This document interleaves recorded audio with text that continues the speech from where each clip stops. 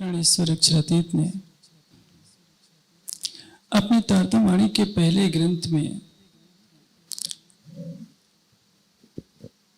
पहचान दी है वास्तव में प्रेम क्या होता है। इस ग्रंथ को कहते हैं रास। रास का अर्थ क्या होता है? रस की क्रीड़ा ही रास है। अभी आपने चौपाई सुनी, हमें पहला कहूं मोहजल की बात। अब मैं मोहजल की बात कहता हूं। रस क्या है? तारतम्यवाणी में कई शब्द आए हैं, हिंदी साहित्य में भी आते हैं और वाणी में कई जगह है। रस रंग, रस और रंग दो शब्द आते हैं। प्रसंग के अनुसार रस और रंग दोनों शब्दों का अर्थ कहीं प्रेम से लिया जाता है, कहीं आनंद से लिया जाता है, लेकिन रस का जो मूल भाव है वो आनंद से लिया जाता है। अक्षरातीत क्या है? प्रेम का, आनंद का, एकत्व का, सौंदर्य का, ज्ञान का अनंत सागर जब क्रीड़ा करने लगता है तो उसको कहते हैं रास की क्रीड़ा हो रही है। तारतम्यवाणी में रस शब्द कितनी बार आया है और रस कई तरह का होता है। विख्या विखे रस भेदिया, तो यहां भी तो विषय का रस है। आनंद क्या होता है? देखिए, आनंद दो तरह का होता है। एक होता है प्रेयानंद और एक होता है श्रेयानंद। प्रेयानंद किसको कहते हैं? भौतिक आनंद। और एक होता है श्रेयानंद। श्रेयानंद किसको कहते हैं? आध्यात्मिक आनंद। जो आत्मा का आनंद है वह श्रेयानंद है। आत्मा अपने प्राण वल्लभ अक्षरातीत से जो आनंद की रसधारा अनुभूत करती है उसको कहते हैं श्रेयानंद। सारा संसार क्या है? विषया आनंद में मस्त है। आप सुंदर साथ को चर्चावाणी अच्छी लगती है, चितवनी अच्छी लगती है। कोई ब्रह्मात्मा है, वो राज्य के प्रेम में डूब गई है तो राज्य के शोभा श्रृंगार के सिवा उसको संसार फीका लग रहा है। उससे पूछिए कि तुम क्या कर रहे हो, तो क्या सुंदर साथ बोलेगा? मैं तो राज्य के आनंद में डूब गई हूँ। इसलिए एक चौपाई आती है, रस मगन वही सो क्या गावे। रस में मग्न, ब्रह्मात्मा भी रस में मग्न हो गई है। अभी आपने चौपाई की सुनी, विषया विखे रस भेदिया, हमारे जीव को विषय के रस ने डुबो डाला। अब रास किसको कहते हैं? अक्षरातीत क्या है? सौंदर्य का अनंत सागर है, प्रेम का अनंत सागर है, एकत्व का अनंत सागर है। सब कुछ उसमें अनंतता है और अपने से अभिन्न स्वरूपा आत्माओं के साथ जब वो क्रीड़ा करता है तो इसको कहते हैं रास। आजकल रास का अर्थ क्या समझ दिया जाता है? जैसे हम सुंदर सा चौपाइयों का बाह्य अर्थ लेते हैं तो उसमें रामते दर्शाई गई है। ये आम्बों की रामत है और कई कई रामतों का नाम लिखा है। उसकी क्रीड़ाओं को पढ़ेंगे तो सामान्य बुद्धि से आपको लगेगा कि क्या यही रास है? क्या सच्चिदानंद अक्षरातीत तो ऐसी लीला कर रहे हैं जैसे बच्चे करते हैं, तो इसको रास कैसे कह सकते हैं? मनुष्य यही सोचेगा। रामतों का अर्थ लेने के बाद रास का आशय नहीं पता चल सकता। रास का आशय तो भावों में डूब करके पता चलता है कि वास्तव में रास कहते किसको है। भाव क्या है? आप देखिए, मैं आपको एक तरीके से बताता हूं। आप सोए पड़े हैं या आंखें बंद करके बैठे हैं, आपका मित्र एक स्पर्श शब्द है। आपका मित्र आपके शरीर को स्पर्श करेगा तो आपको कुछ दूसरी अनुभूति होगी। कोई गुरुजन स्पर्श करेंगे, दूसरी अनुभूति होगी। आपकी पत्नी प्रेम का स्पर्श करेगी तो दूसरी अनुभूति होगी, और शत्रु स्पर्श करेगा तो दूसरी अनुभूति होगी।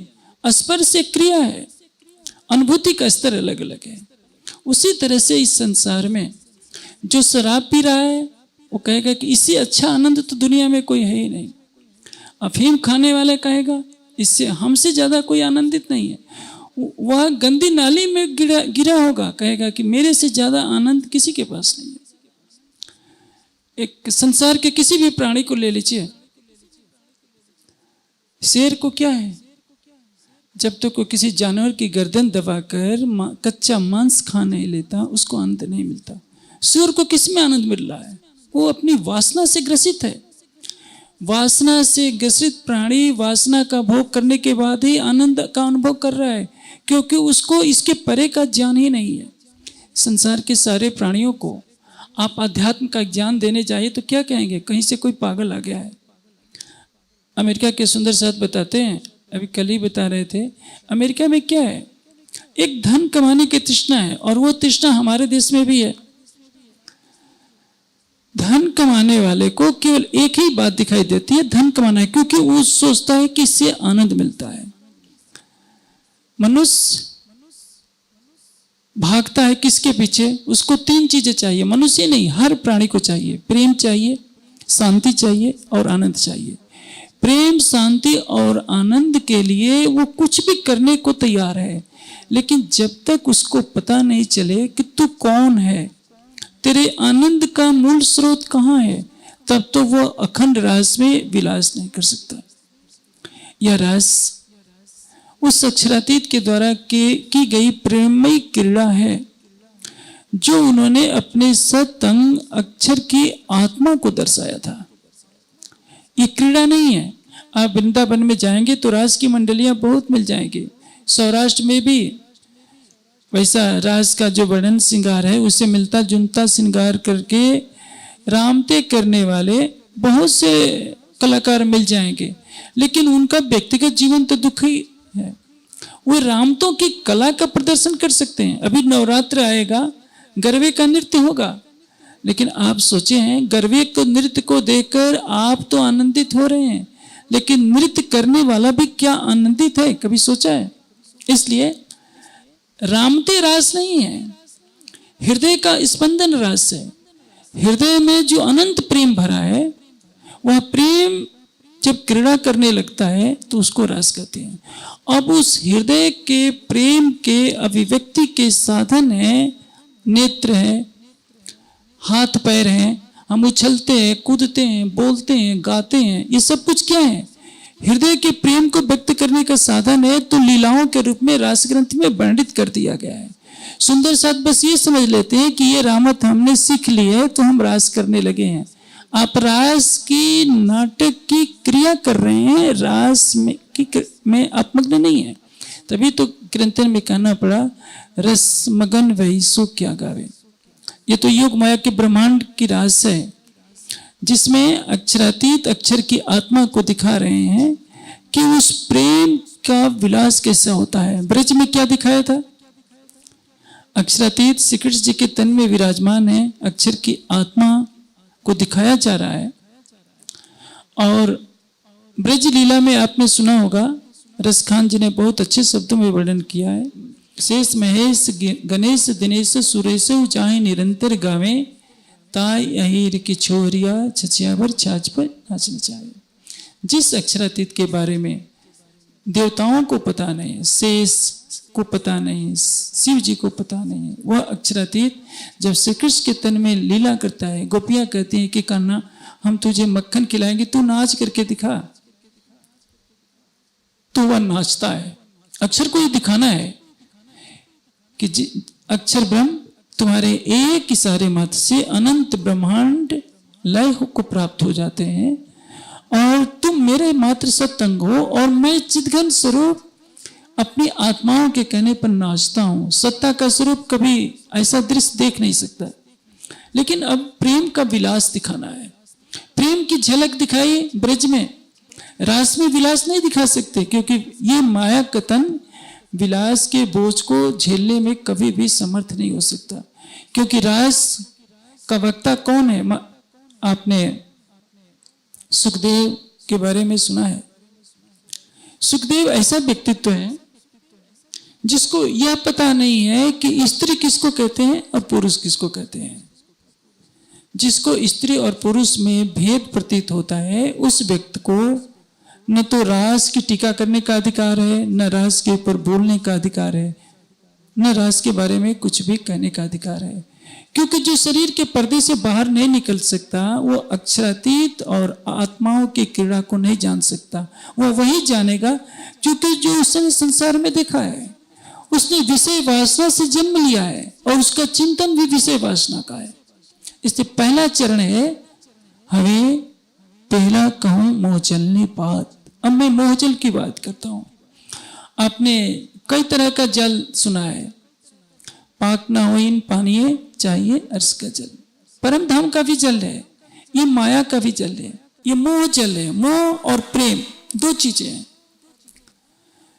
सुंदर साथ अमूमन मोह और प्रेम को एक ही समझ लेते हैं कि लेकिन दोनों में 36 का आंकड़ा है। कोई किसी मित्र से लगाव रखता है तो क्या कहता है, मैं मित्र से प्रेम करता हूं। प्रेम, आसक्ति, स्नेह सब अलग अलग। आप मोह करते हैं, प्रेम नहीं करते। जैसे पिता पुत्र का संबंध है, भाई भाई का संबंध है, माँ बेटे का संबंध है। जब रजोगुण की स्थिति होती है तो आसक्ति होती है। आप जानते हैं एक ही थाली में खाने वाले भाई जब बड़े होते हैं, उनके विवाह हो जाते हैं तो भाई भाई सब अलग मनमुटाव रखने लगते हैं, क्योंकि उनके हृदय की आसक्ति पत्नी में बट जाती है। पति पत्नी में विवाह होता है, कुछ समय तक गहरी आसक्ति होती है। जब उनकी संतान हो जाती है तो प्रायः उस आसक्ति में भी बंटवारा हो जाता है। पति शिकायत करता है कि तुम बच्चे से ज्यादा प्रेम करती हो, या वो शिकायत करती है कि तुम अपने बेटे से ज्यादा प्रेम करते हो, मेरे से कुछ नहीं। प्रेम कोई नहीं कर रहा है, सभी आसक्ति कर रहे हैं। आसक्ति का अर्थ क्या है, लगाव। इसको कहते हैं मोह। जगत मोहात्मकम प्राहु अव्यक्तात् व्यक्त संजकम। अब आपके सामने प्रश्न होगा, क्या सीता और राम में प्रेम नहीं था? मैं कहूंगा नहीं। शिव को पाने के लिए पार्वती ने कठोर तपस्या की, क्या उनके पास प्रेम था? मैं कहूंगा नहीं। सुख व्यास कहे भागवत में, प्रेम न त्रिगुण पास, प्रेम बसे ब्रह्मशिष्ट में, जो खेले स्वरूप रास। यदि प्रेम होता तो अग्नि परीक्षा के लिए कहने की आवश्यकता नहीं पड़ती। और सीता जब दोबारा कहा गया तो धरती में नहीं समा जा सकती थी पौराणिक मान्यता के अनुसार। इस संसार में जहां भी सत्व रज तम है वहां केवल मोह रहेगा, प्रेम नहीं है। प्रेम नाम दुनिया में ने ब्रह्म सृष्टि लाइत, ये प्रेम इन्हों जाहिर किया ना तो प्रेम दूरी में की। आप कहेंगे कि राधा और कृष्ण में प्रेम नहीं था।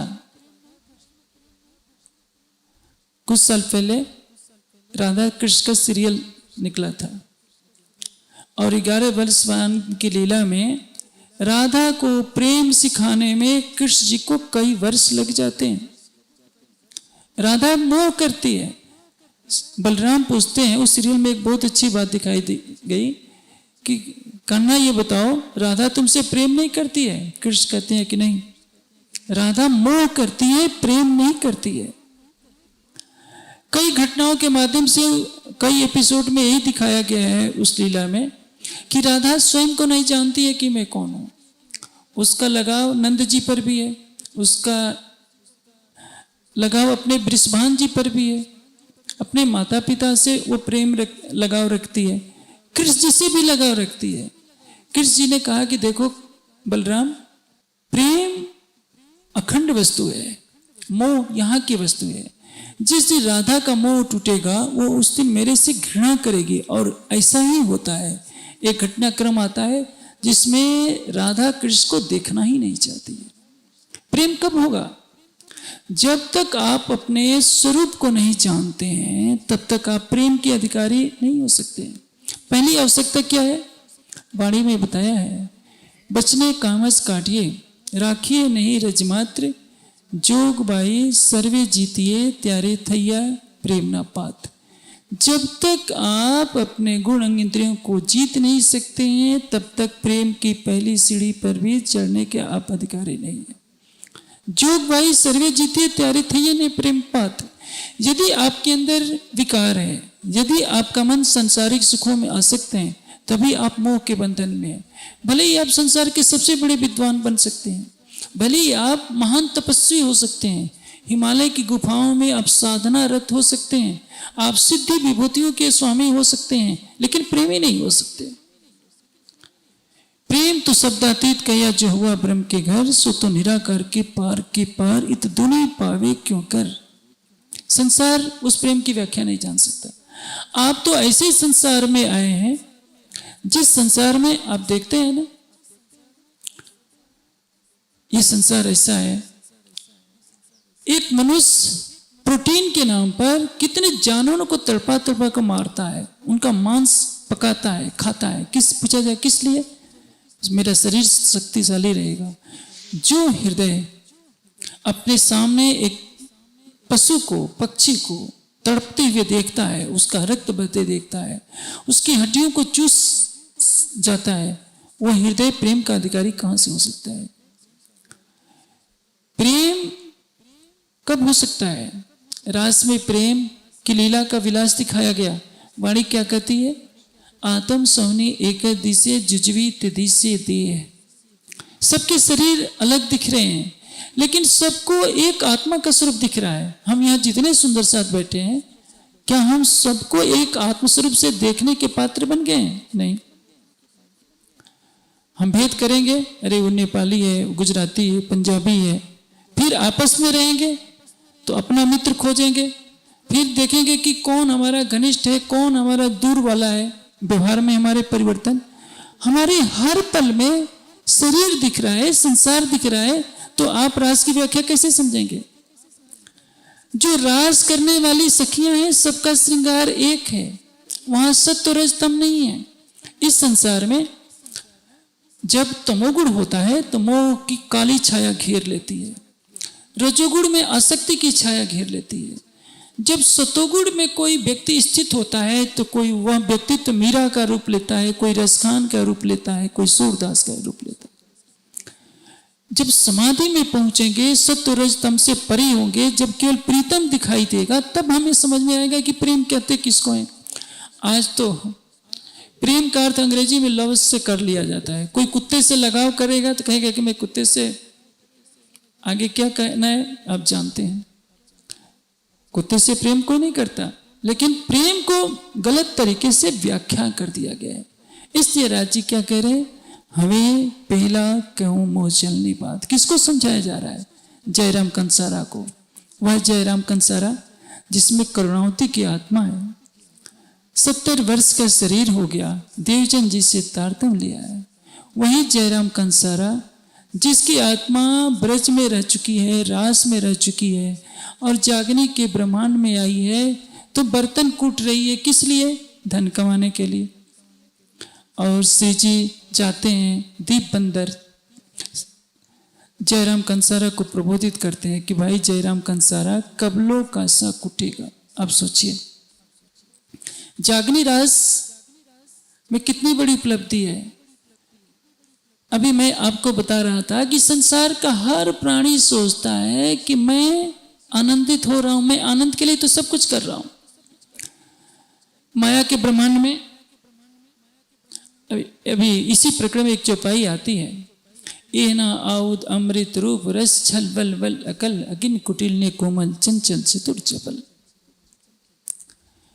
माया के अस्त्र क्या है? ये ना आउद अमृत रूप रस, अमृत के समान मधुर लगने वाले क्या है? शब्द है, स्पर्श है, रूप है, रस है, गंध है।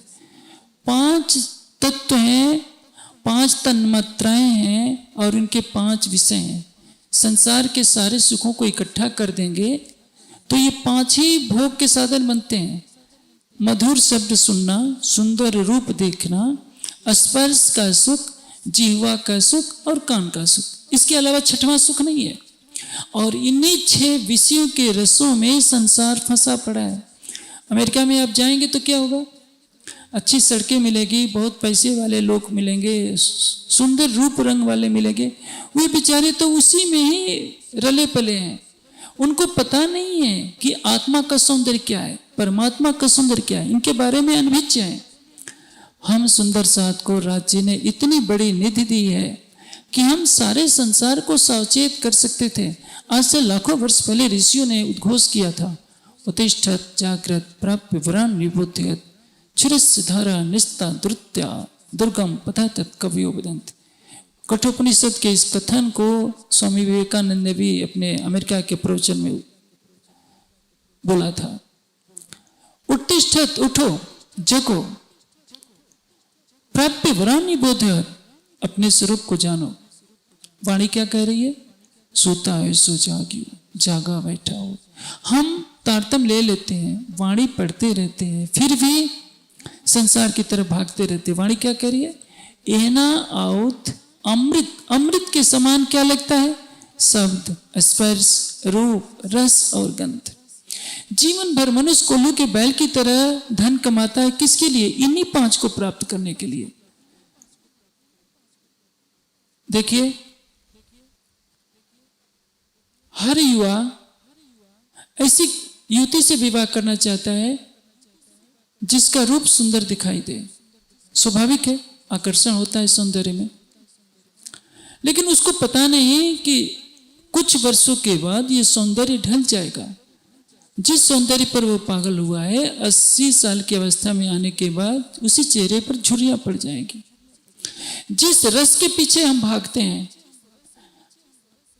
अभी जो सुंदर साथ आते हैं जिनको ज्यादा चटपटे खाने की आदत होती है, मिर्च मसाले का, मैं बार बार आपको टोकता रहता हूँ, वो ज्ञानपीठ आते हैं तो सोचते हैं कि अब हमें 7 दिन तो उपवास ऐसा करना पड़ेगा, हमारा मनपसंद भोजन नहीं मिलेगा, प्याज का चस्का नहीं मिलेगा, अचार नहीं मिलेगा, मिर्च नहीं मिलेगा। उनको क्या लगता है? इसी में आनंद मिलता है। एना आउद अमृत रूप रस छल बल वल अकल। ये विषय की अग्नि क्या है?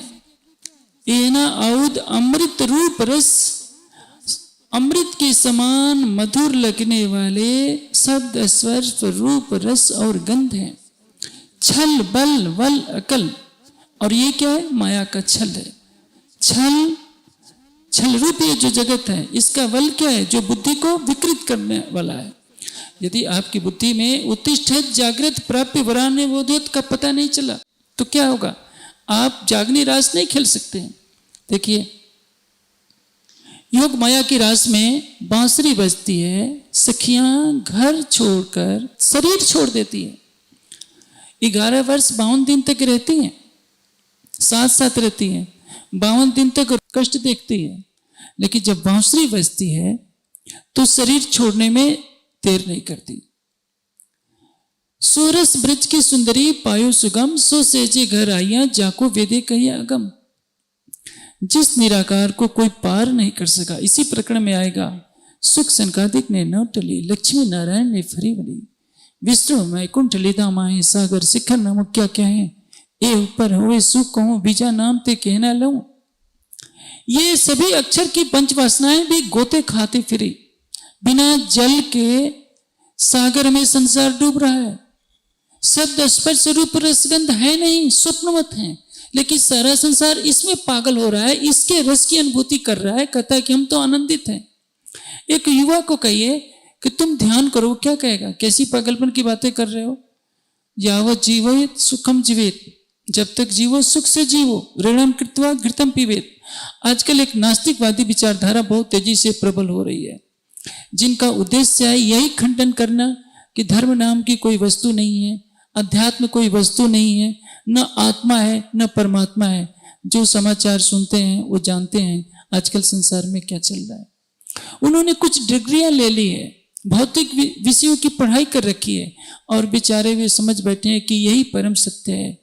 वाणी का पहला चरण है, हवे पहला मोह चलने को बात। अभी मैं आपको कह रहा था, अगिन कुटिल ने कोमल चंचल चतुर चपल। जैसे एक गणिका समझते हो ना, उसको वो शब्द बोलने में मुझे झिझक हो रही है, वेश्या को गणिका कहते हैं। जैसे गणिका अपने चपल नेत्रों से सम्मोहित कर लेती है, अगिन कुटिल ने कोमल चंचल चतुर चपल, जैसे कुटिल हृदय वाली चंचल नेत्रों वाली गणिका अपने नेत्रों से सम्मोहित कर लेती है, उसी तरह से माया शब्द स्पर्श रूप रसगंध इन विषय रसों से जीव को अपना शिकार बना लेती है। उसको इससे परे ले जाने वाला कौन है? विरह का रस। विरह कब आएगा? जब अटूट विश्वास आएगा, सखियों को जब बांसुरी की आवाज सुनाई पड़ी तो उन्होंने देर नहीं की, जो जहां थी वहीं शरीर छोड़ा और परम धाम और योग माया के ब्रह्मांड में पहुंच गई। जागने के ब्रह्मांड में कितनी बड़ी हंसी की लीला हो रही है। उस समय तो थोड़ी देर के लिए राजी ने बांसुरी बजाई थी, अब तो बांसुरी 1715 से बज रही है। 300 वर्षों से बांसुरी बजाते बजाते इस माया के ब्रह्मांड में कहूं तो हो सकता है राजी सोच रहे होंगे कि मैं भी थक गया, लेकिन इन पत्थर दिलों में कोई असर नहीं हुआ। तभी तो कहा है, शाबाश तुम्हारी अरवाहों को, शाबाश तुम्हारी हड़ी सकत, शाबाश तुम्हारी वेश की, शाबाश तुम्हारी निस्बत। उन गोपियों ने पहचान लिया था कि मेरा प्रीतम बुला रहा है, इसलिए नकली पति को स्नान करा रही थी, उसको ठोकर मार दिया। बच्चे को दूध पिला रही थी, उसको ठोकर मार दिया। शरीर छोड़ दिया, जिस शरीर के लिए हम चित्ते हैं उस शरीर को छोड़ दिया, क्योंकि बांसुरी की आवाज ने उनको खींचा। अक्षरातीत ने योग माया में जो बांसुरी बजाई थी वो तो केवल पुकारा था। तारतम वाणी की जो बांसुरी है, जानते हैं उसमें क्या क्या भरा है? इसमें वहदत का रस है, युगल स्वरूप के नख से सिख तक की शोभा का रस है, 8 सागरों का रस इस तारतम वाणी की बांसुरी में क्रीड़ा कर रहा है। ये 8 सागरों का रस योग माया की बांसुरी में नहीं मिला था, लेकिन योग माया की बांसुरी पर सबने शरीर छोड़ दिया था, क्योंकि सभी दिल से सोचते थे, आज दिमाग से सोचते हैं। और दिमाग किसका है? बुद्धि किसकी है? माया की।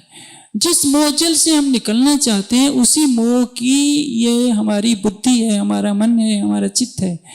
हम कितनी भी वाणी पढ़ते हैं, कितनी भी चितवनी करते हैं, पहले क्या दिखता है? मेरा पति, मेरा बच्चा, मेरा परिवार, मेरा शरीर। इससे कोई ऊपर उठ पाता है?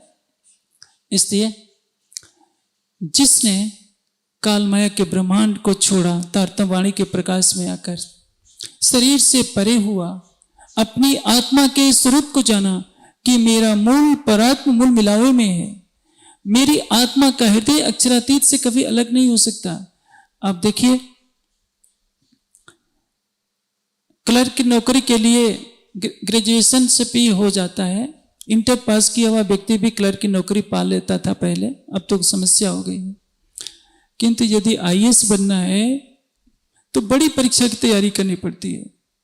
3-4 घंटे पढ़ने से कोई क्लर्क तो बन जाएगा, लेकिन आईएएस बनना है तो कम से कम 15 घंटे तो पढ़ने ही पड़ेंगे। 12 घंटे, 15 घंटे, 18 घंटे पढ़ने वाला ही आईएएस बन सकता है। जागनी ब्रह्मांड वह आईएएस की तैयारी है। इसमें कठिनाई तो है। इस जागनी रास का सुख क्या है? रास का सुख है जागते, भीष्ट का सुख है ख्वाब। और जागनी रास आप जानते हैं क्या है?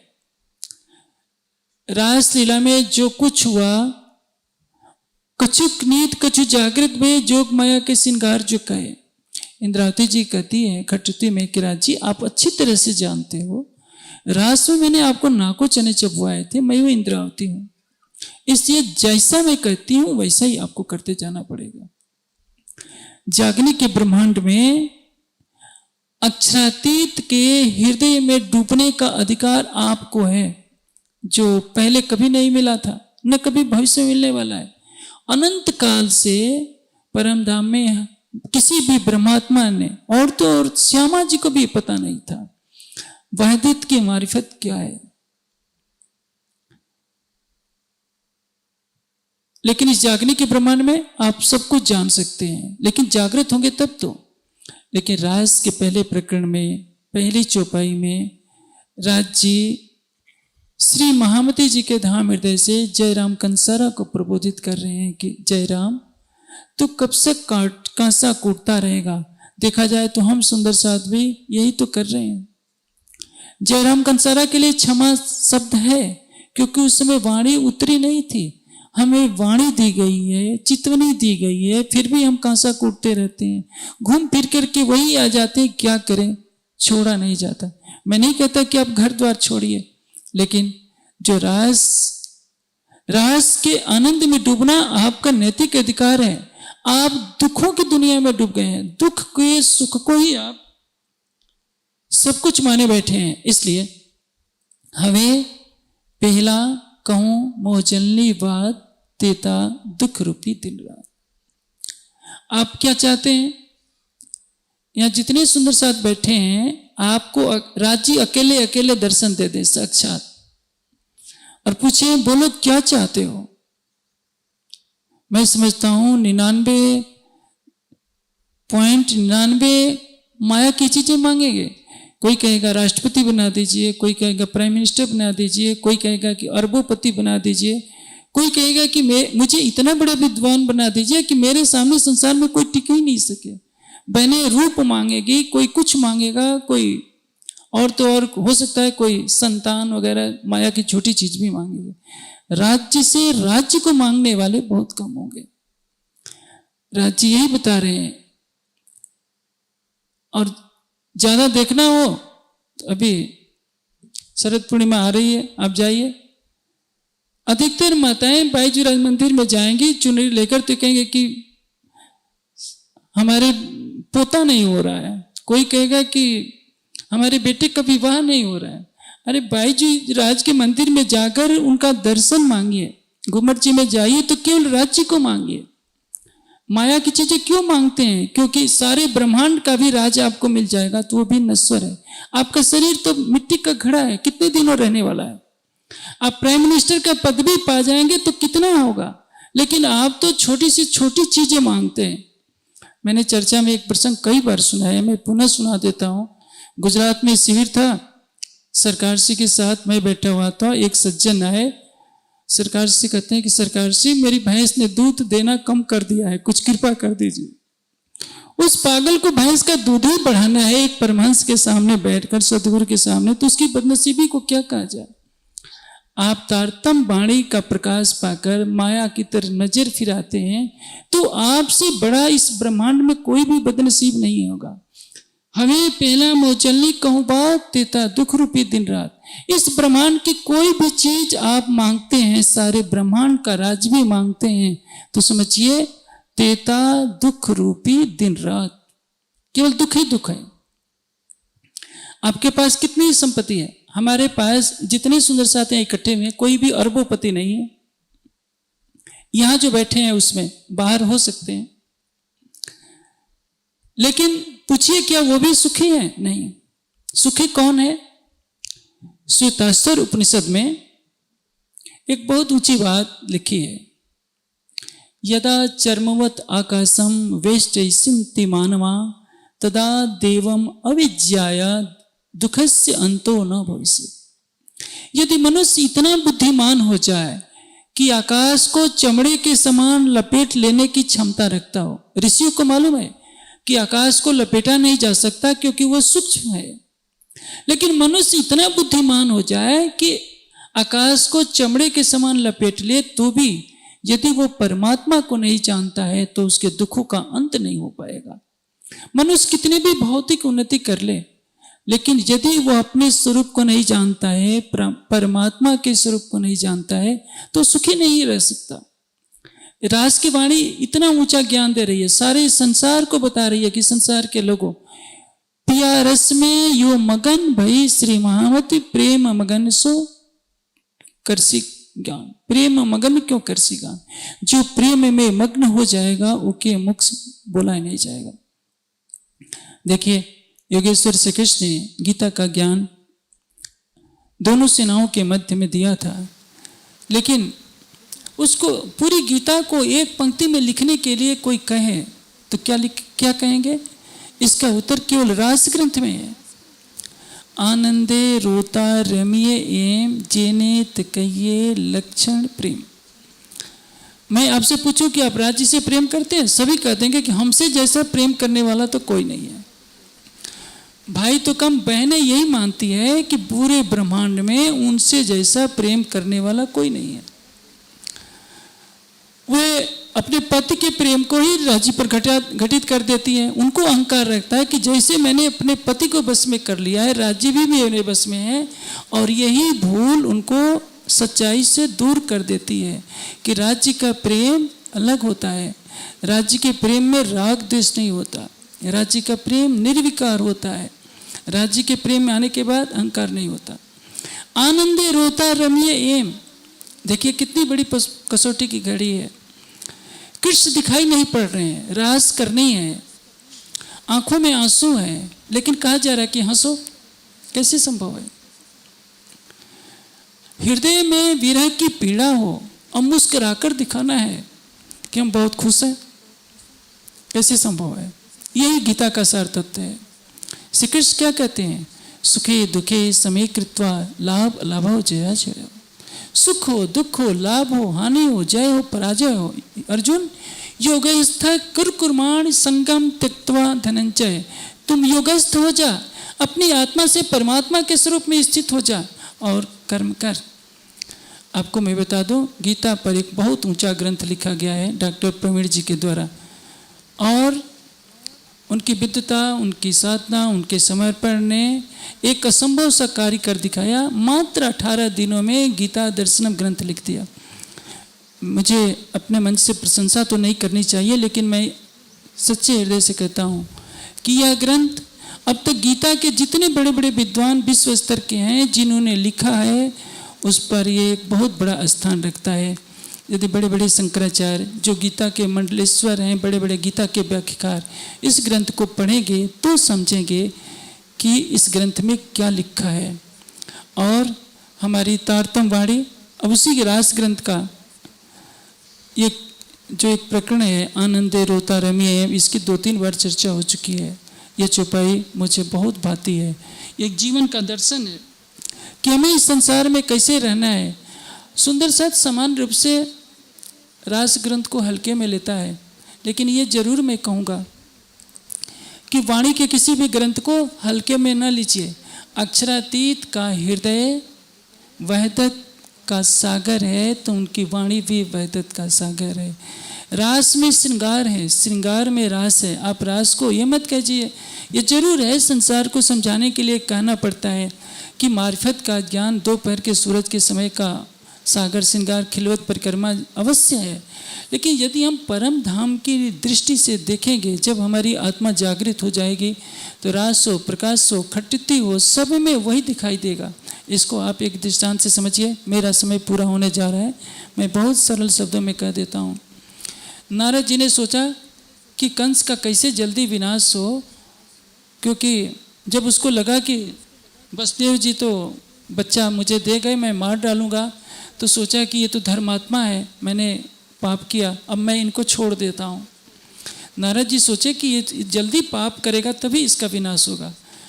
उन्होंने भागे जाकर कंस के कहा कि देखो कंस, पहला बालक ही नहीं, तुम ये सोचते हो कि केवल 8वां बालक मारेगा, ऐसा नहीं है। पहला भी मार सकता है, दूसरा भी मार सकता है। उन्होंने एक वृत्त बनाया और उस पर 8 बिंदु बता दिए और इस बोला कि 8वां बिंदु बताओ। इससे गिनोगे तो 8वां कहीं भी पड़ रहा था। जो 8 बिंदु थे सभी 8वां कहलाने के अधिकारी थे। तो नारद जी ने कहा कि देखो कंस, कोई भी 8वां बन सकता है, इसलिए सबको तुम मारो। उन्होंने सोचा कि ऐसा करेगा तो जल्दी से विनाश हो जाएगा। वैसे ही यदि हम रास की वाणी को समझ जाते हैं तो समझ लीजिए आप यहीं बैठे बैठे परम धाम के आनंद में डूब सकते हैं, इस दुखमयी माया से डूब सकते हैं। रास की वाणी शिक्षा देती है। जिस तरह से बांसुरी की आवाज़ सुनने के पश्चात गोपियों ने अपना तन छोड़ दिया था, उसी तरह से तारतम वाणी का प्रकाश जब हमारे हृदय में आता है तो हमें भी यह भावना रखनी चाहिए कि जो पहले आप मुर्दे हुए तीन दूनी करी मुर्दार, हक तरफ हुए जीवते उड़ पहुँचे नूर के पार। जो संसार से मर जाएगा वो परम धाम की तरफ जागृत होगा। और संसार से मरने के लिए क्या करना पड़ेगा? शरीर से परे होना पड़ेगा। मैं कहता हूँ कि प्रतिदिन आप मर जाया कीजिए। आप सोचेंगे कि ये राजन स्वामी कैसी भला है, प्रतिदिन मरने के लिए कहता है। लेकिन प्रतिदिन आप मरना सीख जाएंगे तो प्रतिदिन आपको राज्य का दीदार होगा। आप सोचते होंगे कि राजन स्वामी दवा कैसे लेता है। मैं दवा नहीं लेता हूँ, लेकिन विश्वास से कहता हूँ कि यदि आप करके तो देखिए, आप जब चितौनी में बैठते हैं तो शरीर को निश्चल कर दीजिए, हिलिए डुलिए नहीं। यदि आप इस अवस्था में एक दिन पहुंच जाएंगे कि शरीर से परे हो जाएंगे, तो जैसे ही प्रेम का झोंका आएगा पल भर में ही आपको प्रीतम का दीदार हो जाएगा। लेकिन शरीर से जो परे होता है उसी को मरना कहते हैं कि मैं आत्मा हूँ, मैं शरीर नहीं हूँ, इंद्रियां नहीं, अंतःकरण नहीं, संसार तो इसी के जाल में फंसा है। और ये यदि आप चितौनी में बैठकर जिस दिन आप बिना हिले डुले शरीर को भूलकर युगल स्वरूप के नख से श्रृंगार में डूबने का प्रयास करेंगे, यह विधा आपको उस मंजिल पर पहुंचा सकती है। इसलिए मैं ज़्यादा नहीं कहूँगा। रास की वाणी का एक एक शब्द आपके लिए अनमोल है। संसार जिस गीता को आज तक नहीं समझ पाया, तारतम वाणी एक पंक्ति में, रास ग्रंथ की एक पंक्ति से समझा देती है। आनंदे रोता रम्य, जिस मोजल में सारा संसार डूब रहा है उसको पहले ही कह दिया, हमें पहला कहूँ मोजल ने बात देता दुख रूपी दिन रात। मेरा समय पूरा होता है। मैं आशा करता हूँ कि सब सुंदर साथ रास ग्रंथ के निवचनों को अंगीकार करेंगे। प्रणाम। चौपाई दोहराएंगे। दावा नल बले कई भांत, तेणी केटली कहूँ विख्यात, हवे पहला मोह जलनी कहूँ बात, तेता दुख रूपी दिन रात, दावा नल बले कई भांत,